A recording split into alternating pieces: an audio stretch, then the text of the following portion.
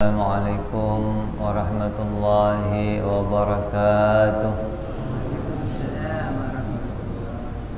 Al-Fatihah ila ruhi Sayyidina wa Habibina wa Syafi'ina Rasulillah Sayyidina Muhammad ibn Abdullah sallallahu alaihi wa ala alihi wa ashabihi wa azwajihi wa dhurriyyatihi anna Allah ya'li darajatihim bil jannah wa yanfa'una bi asrarihim wa anwarihim wa ulumihim wa nafahatihim wa barakatihim fid dini wa dunya wal akhirah wa yaj'aluna min hisbihim wa yarzuquna mahabbatahum wa yatawaffana ala millatihim wa yashurna bi zumratihim bil afiyatin wa salamatin lahumul Fatihah. أعوذ بالله من الشيطان الرجيم بسم الله الرحمن الرحيم الحمد لله رب العالمين الرحمن الرحيم مالك يوم الدين إياك نعبد وإياك نستعين اهدنا الصراط المستقيم صراط الذين أنعمت عليهم غير المغضوب عليهم ولا الضالين آمين بسم الله الرحمن الرحيم نويت تعلما والتعليما والتذكرا والتذكيرا والنفع والانتفاع والإفادة والاستفادة والحث على التمسك بكتاب الله وسنة رسول الله صلى الله عليه وسلم والدعاء إلى الهدى والدلالة على الخير ابتغاء مرضاته وقربه وثوابه وحسن الخاتمة مع اللطف والعافية وصلاح العاقبة. Bismillahirrahmanirrahim. Alhamdulillahirabbil alamin wa bihi nasta'inu ala umuri dunya waddin. Wassalatu wassalamu ala Rasulillah sayyidina wa habibina wa syafi'ina wa maulana Muhammadin sallallahu alaihi wa ala alihi wa sahbihi ajma'in. Amma ba'du. Qala musanniful kitab Habibul Imam Al-Habib Utsman bin Abdullah bin Aqil bin Yahya rahimahullah wa ghafara lahu wa liwalidayhi wa nafa'ana bihi fid darain. Allahumma aftah qulubana futuhal arifin wa bihidmatika wansur alaina birahmatika ya arhamar rahimin. Ila anqal. Sampai apa kita yang kemarin? Mukhalafah ya? Udah. Hari ini kita sampai pada sifat yang kelima, yaitu wajib bagi Allah qiyamuhu ta'ala binafsihi. Wajib Allah itu zat yang berdiri pada dirinya sendiri. Mustahil Allah itu berdiri pada zat yang lain. Mustahil Allah itu berdiri pada zat yang lain. Allah wajib berdiri pada dirinya sendiri. Yang lalu sudah kita bahas tentang wajib Allah mukhalafah lil hawadis. Allah berbeda dengan semua makhluk, yaitu dalam 3 perkara. Beda di dalam wujudnya, beda di dalam sifatnya, beda di dalam af'al atau perbuatannya. Orang yang paham tiga ini berarti dia mengerti Allah berbeda dengan makhluk. Kalau mengetahui Allah berbeda baru sebatas pokoknya Allah itu beda, maka orang yang demikian tidak akan terlepas dari keraguan-raguan. Ketika mendapati nanti ayat-ayat mutasyabbihat, ayat-ayat yang menyerupakan sifat-sifat Allah dengan sifat makhluk, akan terjadi keraguan-raguan dalam dirinya ketika tidak jelas tentang makna mukhalafah lil hawadis. Ketika sudah jelas mukhalafah lil hawadis, nanti ada berita tentang adanya tangan Allah, ada wajah Allah, ada jari Allah, maka itu sudah tidak akan menggeser keimanannya tentang Allah wajib mukhalafah lil hawadis. Jadi akan menenteramkan hati kita apabila kita sampai memahami sifat tersebut, sampai pada pengertian Allah beda di dalam zatnya, beda dalam sifatnya, dan beda dalam perbuatannya. Juga yang dikhawatirkan apabila kita sampai akhir hayat kita masih sampai kepada menyerupakan Allah dengan sesuatu, kita takut meninggal dalam keadaan su'ul khatimah, yang mana hati kita belum bersih di dalam mengimani Allah Subhanahu wa ta'ala. Hari ini kita akan bicara sifat yang selanjutnya yang wajib bagi Allah, yaitu berdiri pada dirinya sendiri. Artinya Allah tidak bergantung kepada yang lain. Allah berdiri pada dirinya sendiri. Itu yang wajib kita imani apa? Allah itu tidak butuh kepada segala sesuatu yang lain. Jadi kalau ada orang mengimani tentang Allah, mengimani tentang Tuhan, tapi yang diimani itu masih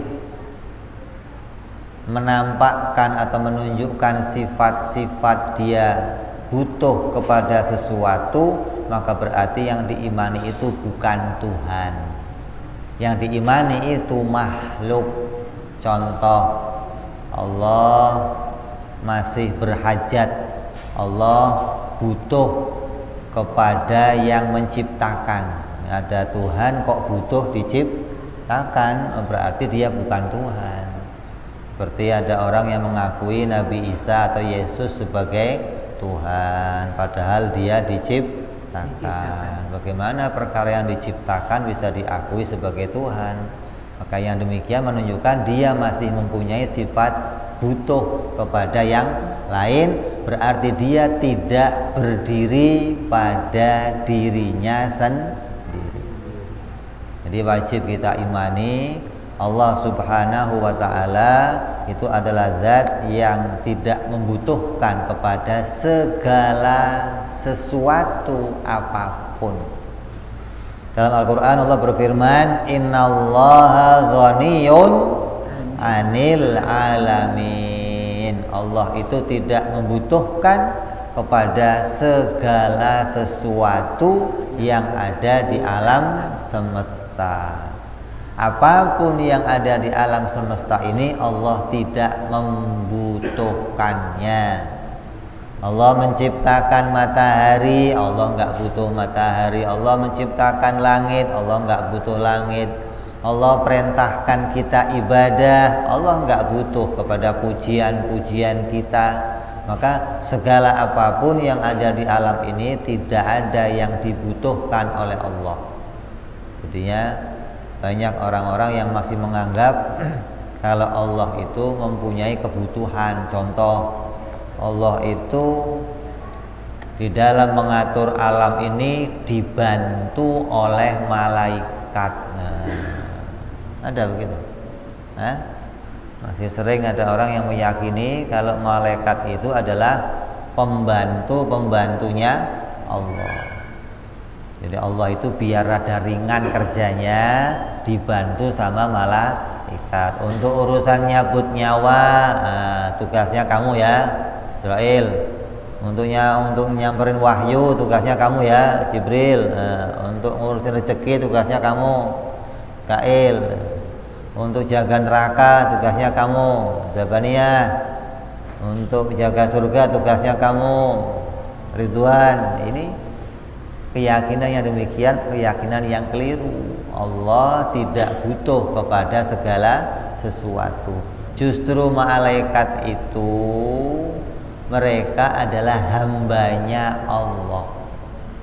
Sama seperti kita juga hambanya Allah. Maka hamba Allah itu bukan membantu Allah, tapi mengabdi kepada Allah. Gitu. Malaikat itu patuh kepada Allah, bukan membantu Allah, bukan. Malaikat disuruh sujud, ya selamanya sujud. Itu namanya hamba yang namanya malaikat. Jadi nggak pernah malaikat itu membangkang kepada Allah. Satu-satunya makhluk di antara semua makhluknya Allah yang Allah ciptakan tidak pernah membangkang itu adalah para malaikat yang imannya itu terus standar, terus nggak pernah turun, nggak pernah naik terus. Jadi kalau ada malaikat kok disuruh sama Allah untuk duduk, ya sudah selamanya dia akan duduk. Namanya hamba yang patuh. Kalau dia disuruh ngatur matahari, maka dia akan atur matahari. Dia disuruh nyabut nyawa, maka dia akan cabut nyawa. Bukan berarti yang demikian membantu Allah. Ini jangan salah dipahami.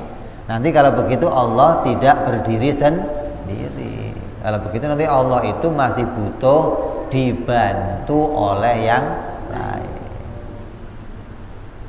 Gambarannya begini, gambarannya orang kalau bekerja, pada awal-awal dia mulai kerja itu biasanya dibantu oleh yang lain. Modal ini dari si Anu, warungnya pinjem punya si Anu, perabotannya dibantu sama si Anu. Nih ketika awal-awal dia mulai usaha biasanya dibantu kanan kiri. Begitu usahanya maju, mulai mandiri. Apa itu mandiri? Dia sudah tidak dibantu oleh yang lain, sudah berdiri pada dirinya, kontrak udah bisa punya tempat sendiri, perabotannya sudah punya sendiri, kendaraan punya sendiri. Nah, ini gambaran mandiri, gambaran berdiri sendiri. Jadi Allah itu demikian, Allah tidak butuh kepada segala sesuatu. Allah menciptakan alam ini dari tadinya nggak ada.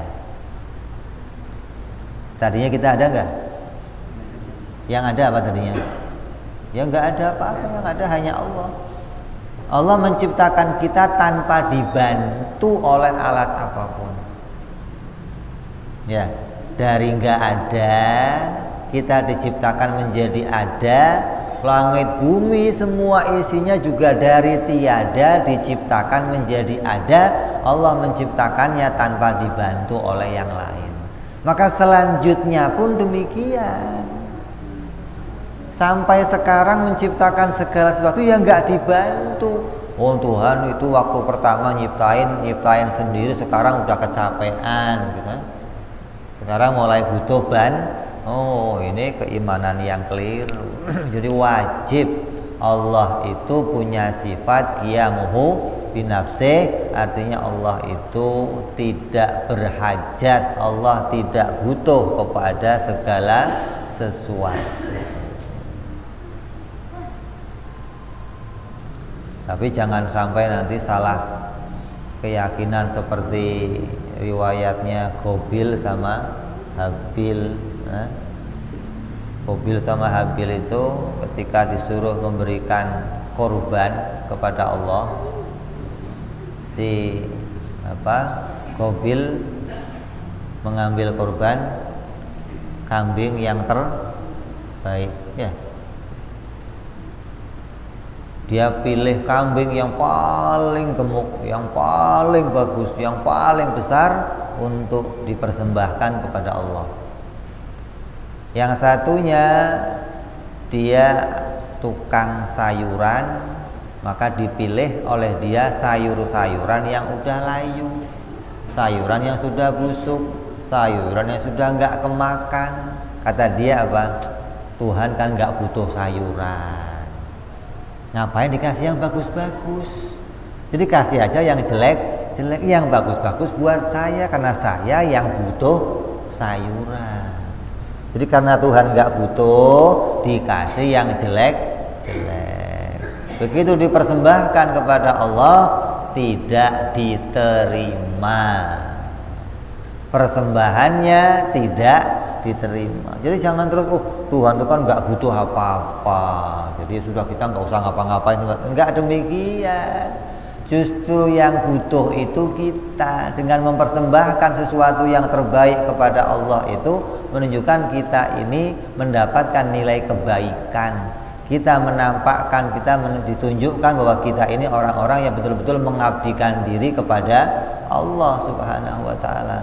Itu contoh pertama manusia mengorbankan diri, Qabil sama Habil. Sampai sekarang pun sama kejadiannya. Tiap waktu itu kita diperintahkan untuk mengorbankan sesuatu.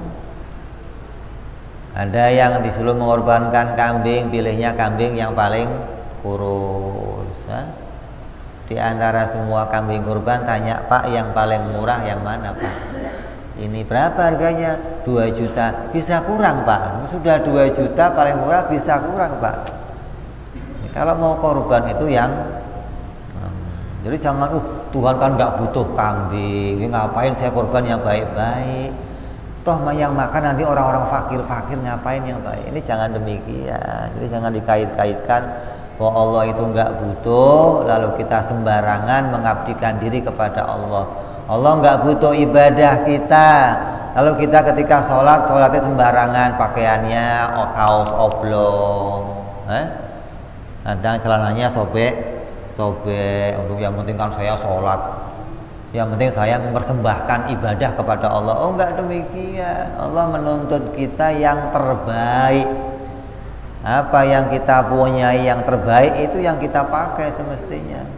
Kalau kamu punya pakaian yang biasa dipakai ketemu presiden, kamu pisahkan, kamu khususkan, maka pakaian itu lebih layak untuk ibadah kepada Allah Subhanahu wa ta'ala. Kita enggak, ini buat kondangan sendiri, ini buat ke musola, ini buat yang buat kondangan atau lemarinya minyak wangi pisan. Yang buat ke musola, aduh, boro-boro. Kadang disetrika aja kagak, kadang demikian. Jadi jangan karena Allah tidak butuh sesuatu terus kita menganggap bahwa yang saya sembahkan kepada Allah ini kan enggak untuk Allah, jadi Allah enggak butuh, maka kita mempersembahkan sesuatu yang buruk kepada Allah. Ini sama saja seorang hamba datang ke hadapan raja membawa persembahan yang jelek. Raja memerintahkan kepada bawahannya, kepada para rakyatnya, besok kumpul semua rakyatku yang bawa persembahan akan saya kasih hadiah. Yang persembahannya dibawa dan bagus, saya seneng, akan saya kasih hadiah. Maka besok rakyatnya datang berbondong-bondong bawa persembahan. Ada yang maka yang akan dipilih oleh sang raja yang membuat raja itu senang, yang bagus, yang elok, yang gede. Nah kalau ada udah bawanya pisangnya pisang kecil-kecil, layu lagi. Ini raja ngelihatnya aja sumpek. Siapa yang ngasih? Ini hukum. Nah, bukan diterima, dihukum malah. Kenapa? Merendahkan raja. Ngasih raja kok sesuatu yang jelek. Jadi dengan menunjukkan kita memahami Allah itu enggak butuh segala sesuatu, jangan berarti kita menggampangkan diri ketika mempersembahkan sesuatu kepada Allah Subhanahu wa ta'ala. Jadi dalil yang diambil dalam Al-Quran adalah innallaha ghaniyun 'anil alamin. Allah itu tidak butuh segala sesuatu yang ada di alam semesta ini. Lah malaikat itu juga bagian di dalam alam semesta. Jadi Allah juga nggak butuh kepada malaikat. Jadi malaikat itu siapa? Malaikat itu ibadillah, hambanya Allah yang la a'sa, yang tidak pernah maksiat kepada Allah, tidak pernah sekalipun berbuat kesalahan kepada Allah Subhanahu wa ta'ala. Maka mereka lah orang-orang yang selalu patuh dan menjalankan perintah Allah. Jadi bukan pembantu Allah. Tapi di Quran kan ada kalimat wa ja'alna, dan kami menjadikan. Nah itu ada kalimat nun di situ kan menunjukkan kalimat jamak atau kami atau bersama-sama. Berarti Allah bersama-sama malaikat. Oh, enggak demikian artinya. Jadi orang yang sudah belajar sifat qiyamuhu binafsi tidak akan mengartikan berjamaah Allah menciptakan sesuatu secara berjamaah. Allah menciptakan sesuatu bersama-sama, itu tidak akan diartikan demikian ketika telah memahami Allah itu qiyamuhu binafsih, tidak berhajat kepada segala sesuatu. Maka kalau kita sudah mengetahui yang demikian, kata musannif, apa yang menjadi hikmah? Apa yang menjadi hikmah seseorang yang hatinya sudah memahami kalau Tuhannya itu zat yang berdiri sendiri. Tuhannya itu adalah zat yang mengatur alam semesta tanpa bantuan yang lain. Tuhannya yang menjadikan segala sesuatu tanpa bantuan siapapun. Maka orang yang memahami ini adalah orang yang bisa menjadi orang mukmin, yang dia harus memiliki keyakinan yang benar, dan orang yang bisa menyatakan bahwa seluruh hajatnya, seluruh keperluannya itu hanya bisa dicukupi oleh Allah Subhanahu wa ta'ala. Yaitu zat yang berdiri sendiri, zat yang tidak butuh kepada yang lain. Maka segala yang lain itu kebutuhannya hanya bisa dicukupi oleh Allah Subhanahu wa ta'ala. Maka orang mukmin yang meyakini Allah qiyamuhu binafsih tidak akan menggantungkan lagi segala hajatnya kepada yang lain. Dia akan gantungkan hajatnya hanya kepada Allah. Karena yang lain selain Allah tidak ada yang qiyamuhu binafsih. Selain Allah itu sifatnya apa? Iftikor, sifatnya butuh, sifatnya itu fakir, sifatnya selalu mendapatkan bantuan. Maka kalau kita menggantungkan diri kepada sesama makhluk, berarti kita menggantungkan diri kepada orang yang butuh kepada orang lain. Kamu butuh, saya butuh, sama-sama butuh. Kenapa saling menggantungkan? Mestinya kita menggantungkan kepada yang enggak butuh kepada yang lain, yaitu Allah. Kalau saya menggantungkan diri kepada sesama makhluk, maka sama saja bohong. Namanya jeruk makan jeruk, kata orang. Kenapa? Oh, dia makhluk, dia bergantung kepada Allah. Kenapa saya bergantung kepada dia? Mestinya ya saya bergantung hanya kepada Allah. Jadi hajat kita apapun, ketika kita yakin Allah itu ada, Allah itu qiyamuhu binafsih, maka gantungkanlah segala hajat kita kepada Allah Subhanahu wa ta'ala. Jangan sampai kita menggantungkan hajat kita kepada selain Allah.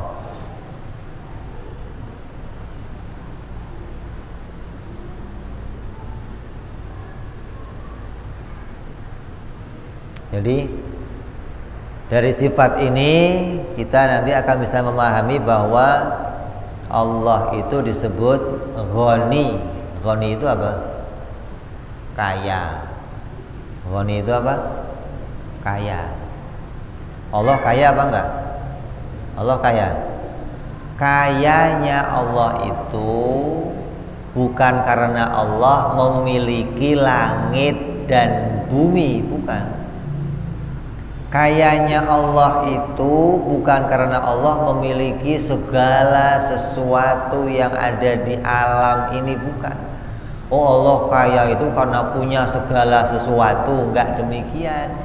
Kaya yang demikian itu kaya untuk makhluk. Kalau ada seseorang kok dia memiliki mobil banyak, maka disebut apa namanya? Kaya mobil. Kalau uangnya banyak namanya kaya uang. Kalau istrinya banyak kaya istri. Kalau utangnya banyak kaya utang. Itu kalau dia memiliki banyak sesuatu maka disebut dia kaya. Itu untuk makhluk. Kalau itu dipakai kepada Allah maka jadinya enggak sesuai. Kenapa? Kalau Allah itu disebut kaya karena memiliki seluruh yang ada di alam semesta, maka berarti Allah itu kayanya baru. Allah itu OKB, berarti orang kaya baru. Dulu Allah itu belum kaya. Kenapa? Dulu kan enggak ada semua. Langit nggak ada, bumi nggak ada, seluruh isi alam nggak ada. Ketika nggak ada semua, Allah miskin berarti dong. Tuhan miskin, Allah miskin. Kenapa? Nggak ada apa-apa, nggak dipunyain apa-apa. Setelah Dia ciptakan segalanya, baru Dia jadi. Nah, ini pengertian kaya yang nggak cocok bagi Allah.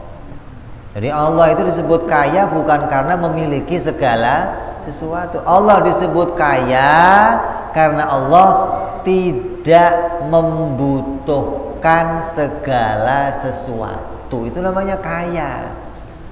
Mau ada alam, mau gak ada alam, Allah tidak membutuhkan segala sesuatu. Jadi apapun yang diciptakan Allah, itu Allah tidak membutuhkannya. Kalau kamu sudah tahu Allah nggak membutuhkannya, berarti segala ini diciptakan Allah kebutuhannya untuk mencukupi kebutuhan kita. Allah menciptakan apapun di dunia ini pasti manfaat untuk kita, tidak manfaat untuk Allah. Allah nggak butuh segala yang ada di langit dan di bumi. Berarti apapun yang ada di langit dan di bumi itu kita yang membutuhkannya. Kalau sudah tahu kita yang membutuhkannya, maka sandarkan hajat kita hanya kepada Allah. Jadi jangan sampai kita keliru menganggap bahwa oh Allah itu kan maha kaya, Dia punya segalanya, mari kita minta kepada Allah. Oh, kayanya Allah bukan begitu. Justru kayanya Allah itu enggak butuh Allah pada segala sesuatu. Itu namanya kaya. Kalau ada orang duitnya banyak, rumahnya itu dipenuhi sama duit, kamar-kamarnya penuh sama duit perhiasan, tapi tiap pagi masih cari duit. Namanya orang kaya apa orang miskin? Miskin. Kenapa? Masih nyari, masih membutuhkan sesuatu. Itu bukan orang kaya secara hakikat. Jadi hakikatnya kaya itu apa? Hakikatnya kaya itu yang nggak butuh segala sesuatu, itu namanya kaya. Jadi orang yang kaya hati itu maknanya apa? Orang yang nggak membutuhkan apapun kecuali butuhnya hanya ditolong oleh Allah. Itu orang kaya hati. Artinya hatinya luas, hatinya lapang, tidurnya atapnya langit. Betul. Lantainya bumi, tapi hatinya lapang, hatinya tenang, hatinya. Kenapa? Karena dia hanya menyandarkan kebutuhannya kepada Allah Subhanahu wa ta'ala. Tapi orang yang menyandarkan kebutuhannya kepada selain Allah, bergantung kepada uang, bergantung kepada kemewahan, bergantung kepada jabatan, bergantung kepada kekuasaan. Artinya menganggap selama saya masih punya kekuasaan, hidup saya aman. Nah, berarti dia menggantungkan kepada kekuasaan. Bias dan dibias. Ya. Kalau saya masih punya uang banyak, hidup saya aman. Kalau saya masih punya kekuasaan, hidup saya aman. Semua yang kita andalkan selain Allah, maka itu kekeliruan. Kita lupa diri bahwa itu semua sebenarnya tidak ada yang bisa kita sandarkan, tidak ada yang bisa kita sandari, tidak ada yang bisa kita pegangi, kecuali kita hanya bersandar hanya kepada Allah Subhanahu wa ta'ala. Jadi keindahan orang yang hidup menjadi hambanya Allah ketika hatinya betul-betul bisa bersandar kepada Allah Subhanahu wa ta'ala dalam segala hajatnya, dalam segala kebutuhannya. Ini diantara yang sepatutnya diterapkan, yang sepatutnya dimiliki di dalam hatinya orang-orang mukmin adalah bagaimana dia betul-betul meyakini hanya kepada Allah dia menggantungkan segala sesuatu. Dicontohkan, diriwayatkan zaman Nabi Allah Sulaiman alaihi salam. Zaman Nabi Sulaiman itu, Nabi Sulaiman pernah memanggil seekor semut. Dipanggil semut itu, ditanya, semut, kamu itu kalau setahun itu kalau makan seberapa? Semut. Kira-kira semut kalau setahun makannya seberapa? Kalau kita setahun makannya berapa kita? Kalau sehari setengah liter ya bisa kehitung. Nah iya, enggak kehitung ya. Kalau kita bisa kehitung ya. Semut ditanya, kalau saya setahun ya paling 1 buah kurma. Setahun 1 buah kurma. Ya sudah, kalau begitu sini, daripada kamu keluyuran kemana-mana, udah sini kamu di kerajaan saya, masuk ke dalam kota ini, saya kasih kurma 1.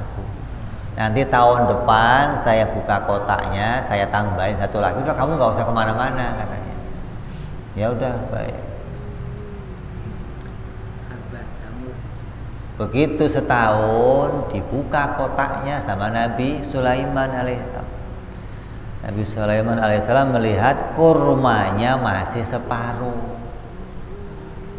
Semut itu kan katanya habis setahun. Ini kok separuh masih ada, itu kok kenapa nggak dihabiskan?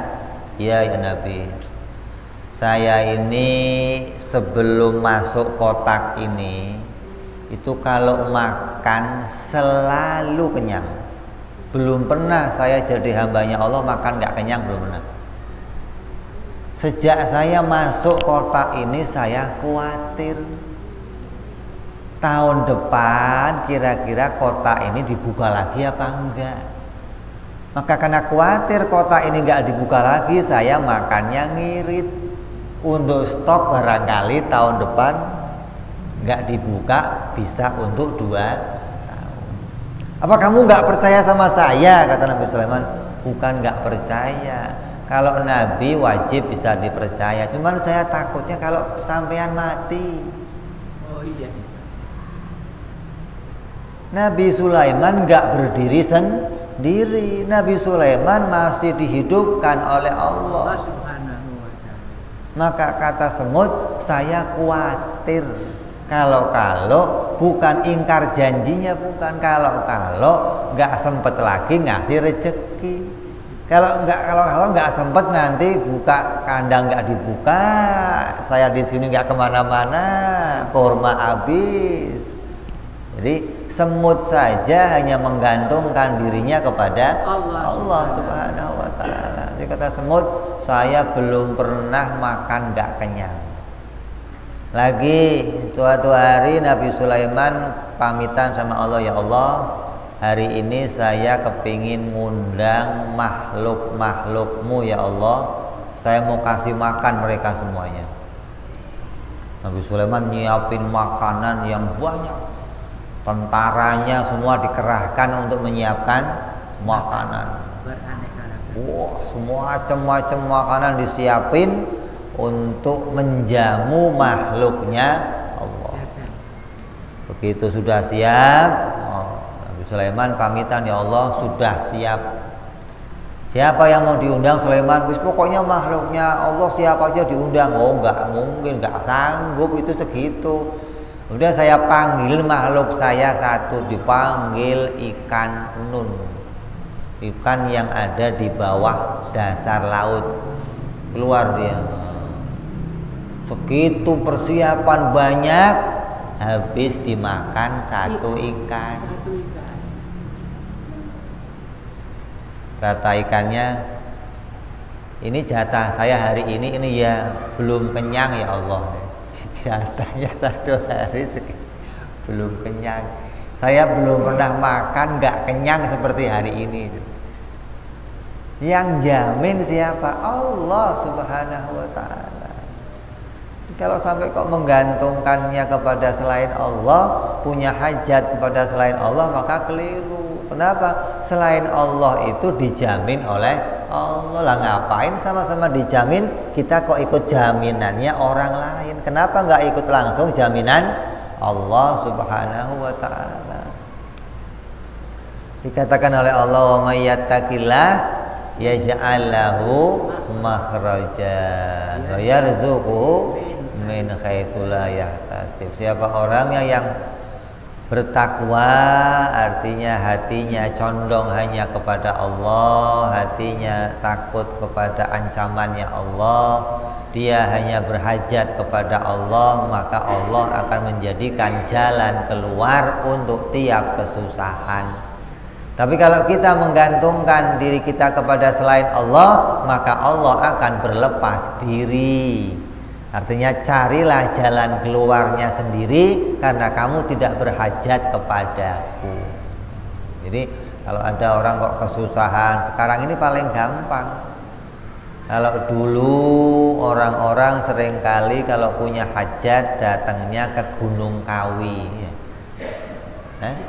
Kalau sudah kepepet, sudah sono kepepet sini kepepet, carinya berangkatnya ke Gunung Kawi. Tahu Gunung Kawi? Enggak tahu. Oh, enggak tahu. Bagus. Berarti belum pernah ke sana. Belum. Tapi dengar. Dengar. Yang penting dengar aja kan. Ngapain di Gunung Kawi? Kata orang apa? Pesugihan. Berhajat kepada makhluk untuk bisa mencukupi kebutuhannya. Sekarang orang sudah kejauhan ke Gunung Kawi, kejauh. Terus kalau sekarang orang punya hajat bagaimana? Oh, sudah gampang, lebih gampang sekarang. Kenapa? Ada bank keliling. Ada batak-batak yang pada keliling, ada abang-abang kita yang pada keliling. Ada kadang SMS nyasar, butuh duit cepat, STNK. Sekarang kalau sudah orang punya hajat kepepet, ingatnya bukan kepada Allah. Wah, ini STNK bisa dilelang nih ini. Jadi Gunung Kawi sekarang udah sepi, nggak laku, kalah sama bank keliling. Online lagi. Bayangin duit dikipas-kipasin. Mau ke Gunung Kawi apa? Gunung Kawi berat, lu pakai ada ayam hitam, ayam putih, ada ayam denlape, atau kambingnya yang pakai garisnya putih di tengah, masya Allah. Kalau sama ini, oh ini gampang, nggak pakai syarat, nggak pakai. Jadi banyak sekali orang-orang sekarang ini hatinya sudah menggantungkan diri kepada selain Allah.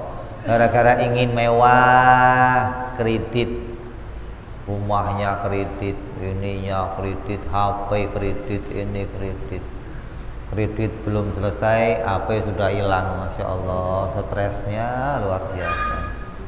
Ini, maka jangan sampai kita masuk dalam kelompok-kelompok orang-orang yang lalai, artinya lupa menggantungkan hajat kita kepada Allah Subhanahu wa Ta'ala. Jadi jangan sampai hati kita, jangan sampai kita ini berpindah kepada lain hati.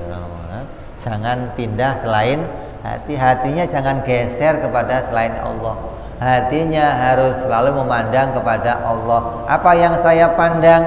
Yang dipandang sifat qiyamuhu binafsihi. Makanya kita sering baca apa? Ya Hayyu Ya Qayyum. Apa itu Ya Hayyu? Zat yang maha hidup, Al-Qayyum yang berdiri sendiri, yang tidak berhajat kepada yang lain, dan kami semua hanya berhajat kepada Dia. Jadi kalimat Ya Hayyu Ya Qayyum kalau dibaca itu menguatkan hati kita. Wah, saya hanya menghajatkan diri saya hanya kepada Allah, tidak kepada selain Allah.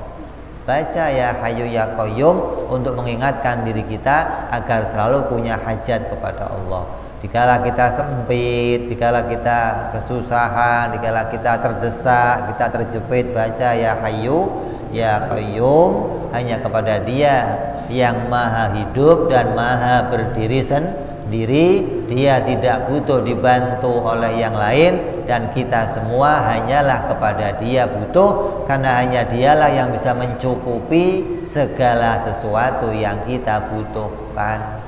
Dalam Quran dikatakan lagi Qul huwallahu, terus Allah. Apa as-somad itu? As-somad apa? Yang bergantung kepada Dia segala sesuatu, yang mencukupi kebutuhannya segala sesuatu itu hanya Allah. Makanya kalau kita Qul huwallahu ahad, Allahu somad dibaca, tapi masih bergantung pada selain Allah, berarti nggak ketemu, nggak nyambung. Nyebutnya Allahu somad, Dia yang mencukupi kebutuhan saya, Allahu somad, tapi hatinya menggantungkannya kepada selain, ini namanya nggak nyambung, nggak connect namanya. Sama saja kartunya yang dipasang di HP itu, kartunya itu Telkomsel, sinyalnya XL, nyambung ya? Nggak nyambung, bagaimana? Pasang kartunya Simpati, tapi cari sinyalnya sinyal XL dicari, mana ketemu. Jadi kalau sudah hatinya bisa mengatakan Allahu somad, hanya Dialah yang tempat bergantungnya semua makhluk, hanya Dialah yang mencukupi segala kebutuhan kita, maka betul-betul hanya kepada Dia kita bersandar. Gak punya duit, ya hanya kepada Allah bersandar. Gak punya istri, hanya kepada Allah bersandar. Gak punya jabatan, hanya kepada Allah bersandar. Makanya seringkali ini kejadian yang sudah tiap generasi terjadi demikian. PR dari dulu sampai sekarang itu manusia nggak pernah ganti PR-nya. PR kehidupan itu nggak pernah ganti, hanya yang ganti orangnya. PR-nya masih sama. Problemnya manusia itu ya sudah itu saja. Keuangan, keluarga, pekerjaan, bertetangga, urusan sosial, urusan pribadi. Ini hidup kita hanya punya masalah berputar-putar di situ saja. Tapi terkadang kita lupa kepada jalan keluarnya. Jalan keluarnya ya sama sebenarnya, hanya gantungkan diri kepada Allah. Itu jalan keluarnya. Kadang kita mencari jalan keluar lain, kadang ke sono nabrak sini, Ketika nggak ada yang bisa ditabrak, nggak ada lagi yang bisa kita mintain bantuan, nggak ada lagi yang bisa kita sandarkan, putus asa, bunuh diri. Nah, mentok udah itu. Udah ujungnya terakhir, udah stres, yang obatin nggak ada, cari jembatan, loncat. Cari lantai 5, loncat. Ini dianggap bunuh diri itu jalan keluar. Kalau saya mati, masalah saya selesai. Mana ada masalahnya selesai? Masalah ditagih utang selesai. Di sono nggak ada orang nagih utang. Tapi dikejar-kejar malaikat, ini nggak habis-habis. Seumur hidup ngadepin malaikat, berjumpa dengan masalah yang baru. Maka ini yang harus kita wanti-wanti pada diri kita. Kita tiap waktu mengingat kepada Allah bahwa dialah zat yang wajib wujud, qidam, baqa, mukhalafah, dan dia wajib qiyamuhu binafsihi. Maka orang yang tahu sifat ini menunjukkan Allah adalah zat yang tidak membutuhkan segala sesuatu. Jadi kalau ada yang ngomong, oh Tuhan itu duduk di atas, berarti bukan Tuhan, masih butuh sesuatu, dia butuh kursi sih. Ya. Kalau ada yang mengatakan macam-macam tentang Tuhan, salah pengertian, maka ini harus kita kembalikan mengenal sifat-sifat Allah Subhanahu wa ta'ala. Kita masuk waktu Isya, kita azan sebentar.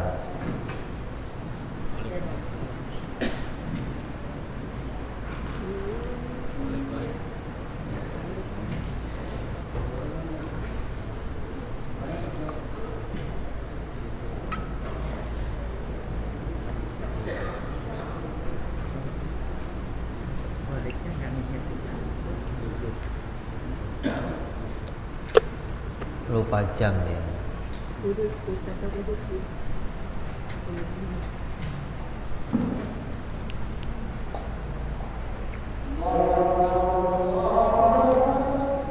Allahu Akbar.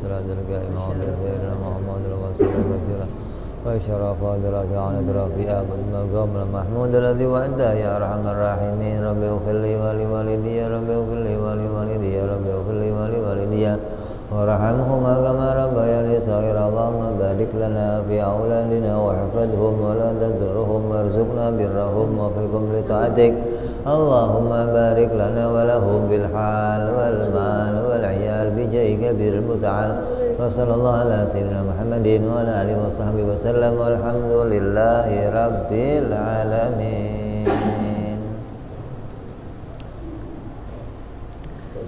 Jadi kita membuat kesimpulan bahwa wajib Allah subhanahu wa ta'ala qiyamuhu binafsih, maknanya wajib Allah maha kaya. Artinya Allah kaya, Allah tidak berhajat, Allah tidak butuh kepada segala sesuatu. Maka apapun yang ada di dalam alam semesta ini Allah tidak membutuhkannya. Hingga jangan sampai kita meyakini bahwa para malaikat-malaikat itu menjadi pembantu-pembantunya Allah. Bahwa sungguhnya para malaikat itu adalah hamba yang patuh kepada perintah Allah subhanahu wa ta'ala. Mereka bukan membantu Allah. Karena kita meyakini Allah adalah zat yang tidak berhajat kepada segala sesuatu. Alam ini ada ataupun alam ini tiada, Allah tetap berdiri pada dirinya sendiri. Maka orang yang meyakini ini hendaklah segera menyandarkan segala hajatnya, keperluannya, kepentingannya kepada Allah subhanahu wa ta'ala. Jangan gantungkan hajat kita kepada selain Allah. Ini maksudnya sikap hati, begitu.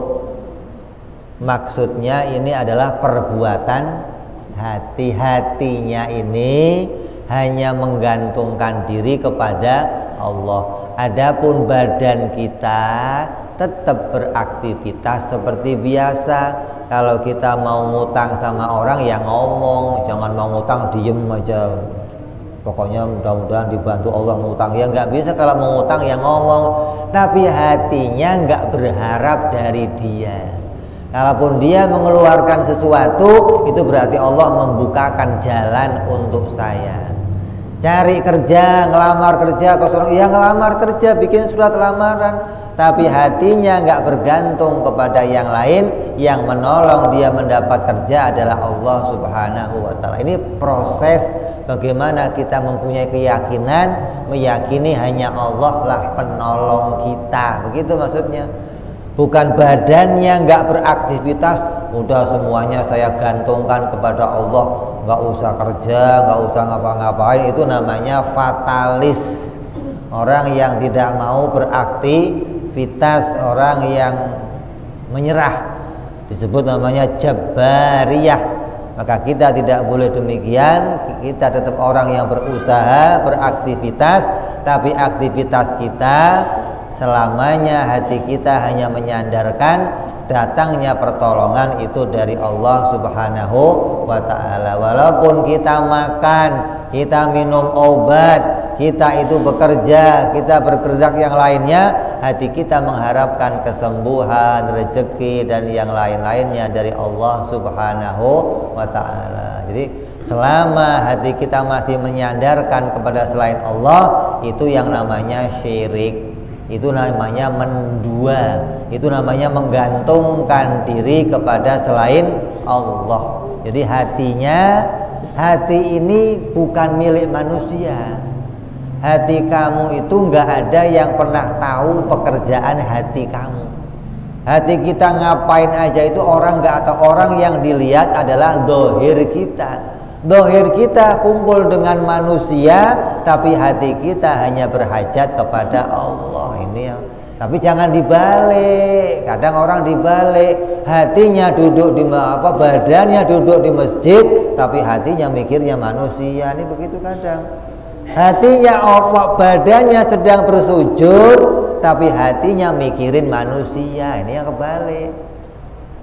Jadi kelihatan badannya itu di depan Ka'bah, badannya lagi tawaf, badannya ibadah kepada Allah, tapi hatinya mengharapkan bantuan dari selain Allah. Ini banyak hati-hati yang lalai demikian. Maka mudah-mudahan berkahnya kita mengkaji sifat qiyamu binafsi, Allah jadikan hati kita terbuka, Allah berikan cahaya dalam hati kita, kita bisa meyakini Allah dengan keyakinan yang sebenar-benarnya, bahwa yang Hayyul Qayyum yang kita gantungin hanya Allah Subhanahu wa ta'ala. Tidak ada pertolongan hanya selain pertolongan Allah Subhanahu wa ta'ala. Mudah-mudahan kita dijadikan orang-orang yang mendapat pertolongan dunia sampai akhirat. Amin ya rabbal.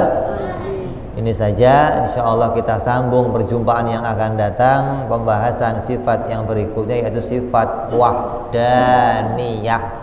Ya, ini sifat yang menjadi puncaknya pembahasan. Kenapa? Karena judulnya ilmu tauhid, pembahasan puncaknya dalam sifat wahdaniyah. Insya Allah kita akan bahas perjumpaan yang akan datang. Wallahu alam bishawab. Wa ila hadratin nabi. Al-Fatihah.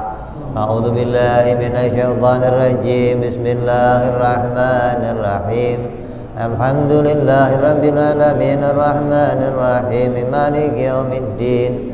Iyyaka na'budu wa iyyaka nasta'in ihdinas siratal mustaqim siratal ladzina an'amta 'alaihim ghairil maghdubi 'alaihim waladdallin. Amin.